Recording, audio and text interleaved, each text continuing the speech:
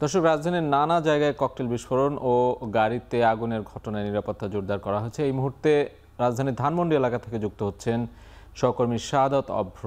অভ্র, আইনশৃঙ্খলা পরিস্থিতি কেমন দেখছেন বাইরে এবং আইনশৃঙ্খলা বাহিনীর তৎপরতা কেমন দেখছেন জানাবেন। সাজিদ, এই মুহূর্তে আমি আছি ধানমন্ডির ৩২ নম্বরে। কিছুক্ষণ আগে কিন্তু এখানেও ককটেল বিস্ফোরণ কিন্তু করা হয়েছে। এই ককটেল বিস্ফোরণের ঘটনায় কিন্তু এখানে নিরাপত্তা বাহিনী যেমনি বাড়ানো হয়েছে, তার পাশাপাশি ঠিক ধানমন্ডি ৩২-এর যেই রাস্তাটি আছে এখানে কিন্তু হচ্ছে ২ প্লাটুন বিজিবি মোতায়েন করা হয়েছে। তার পাশাপাশি কিন্তু পুলিশ সদস্যরা আছে। আমি যদি একটু দেখাতে চাই আপনাকে সাজিদ, এই মুহূর্তে কিন্তু এখানে বলা চলে যে একদমই সাংবাদিক ছাড়া তেমন আইনশৃঙ্খলা বাহিনী আর সাংবাদিক ছাড়া তেমন কেউই নেই এখানে। যেমনি পুলিশ বাহিনী আছে তেমনি হচ্ছে তার পাশাপাশি হচ্ছে পুলিশ বাহিনীর পাশাপাশি এখানে আমি দেখতে পাচ্ছি বিজিবির সদস্যদেরকেও আমরা লক্ষ্য করছি। এবং এই পুরো যেই ধানমন্ডি এলাকা আছে, পুরো ধানমন্ডি এলাকায় কিন্তু এই মুহূর্তে নিরাপত্তার চাদরে ঘিরে ফেরার কথা আমাদেরকে জানানো হয়েছে। আমাদেরকে ধানমন্ডি পুলিশের যিনি কিনা হচ্ছে প্রধান, তিনি কিন্তু বলছিলেন যে এখানে কোনো ধরনের অপ্রীতিকর ঘটনা যেন না ঘটে, সেই জন্য কিন্তু পুলিশ সবসময় তৎপর রয়েছে। এবং আরো একটি বিষয় জানিয়ে রাখি যে কিছুক্ষণ আগে তেজগাঁওয়ে কিন্তু একটি ট্রেনের একটি সিটে আগুন দেওয়া হয়েছে।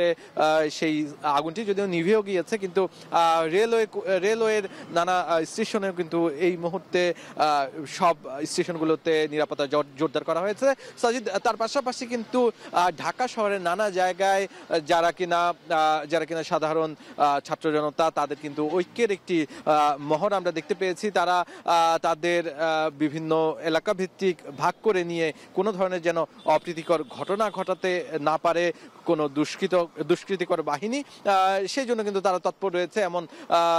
এমনটা কিন্তু আমরা লক্ষ্য করেছি ঢাকা শহরের বিভিন্ন রাস্তা ঘুরে। আমরা কিছুক্ষণ আগে টিএসসিতে ছিলাম, সেখানে কিন্তু ঢাকা বিশ্ববিদ্যালয়ের যে ছাত্র সংসদ, সেই ছাত্র সংসদ সহ তার পাশাপাশি কিন্তু সাধারণ শিক্ষার্থীকে আমরা দেখতে পেয়েছি পুরো ঢাকা বিশ্ববিদ্যালয়ের আশেপাশে তারা অবস্থান নিয়েছেন। এবং বিশেষ করে রাজু ভাস্কর্যে কিন্তু তারা অবস্থান নিয়ে তারা চাইছেন কোনোভাবেই কেউ যেন কোনো ধরনের ককটেল বিস্ফোরণ কিংবা অন্য যে কোনো ধরনের অপ্রীতিকর ঘটনা না ঘটাতে পারে, সেই জন্য কিন্তু তারা তৎপর রয়েছে, এমন কথাই কিন্তু আমাদেরকে জানিয়েছিল। তার পাশাপাশি যদি জানিয়ে রাখতে চাই যে পুরান ঢাকা এবং এর আশেপাশে এলাকায় কিন্তু পুলিশের আমরা ব্যাপক নজরদারির মধ্যে থাকতে দেখেছি।